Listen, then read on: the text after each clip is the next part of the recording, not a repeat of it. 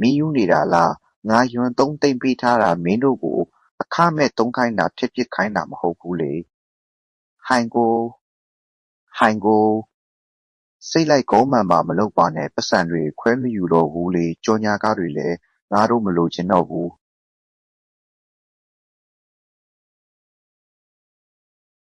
လောက်ကြတော့ဆက်မဖွင့်နဲ့လေထဲဆန်း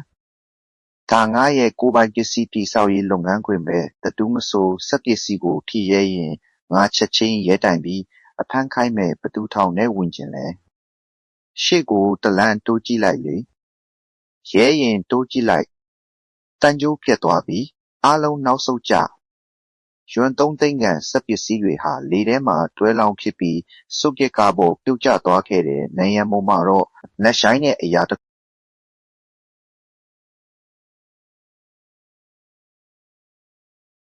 ုက်မှတ်3ရဲ့မျောလင်းချက်တွေပြိုလဲသွားခဲ့ပြီလီတာရှမ်းနေလုတ်ထားတာတွေကိုလာကြည့်စမ်းနေဘသူကိုတကားသွားပိတ်ခိုင်းတာလဲနော်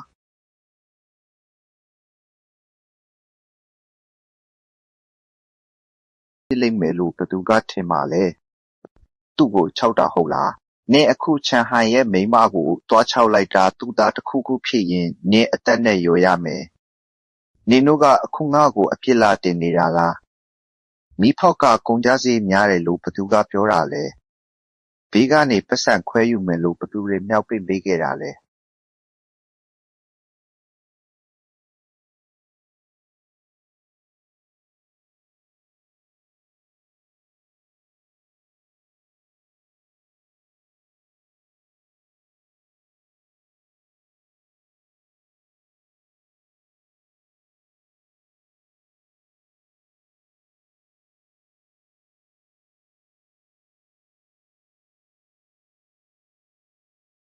မိန်းမတောင့်ခါတော့3လွာရောက်တော့မယ်ငါဆက်မလျှောက်နိုင်တော့ဘူးခြေချင်းဝတ်တွေထုံနေပြီ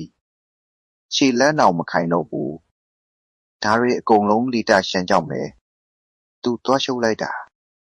အဖွား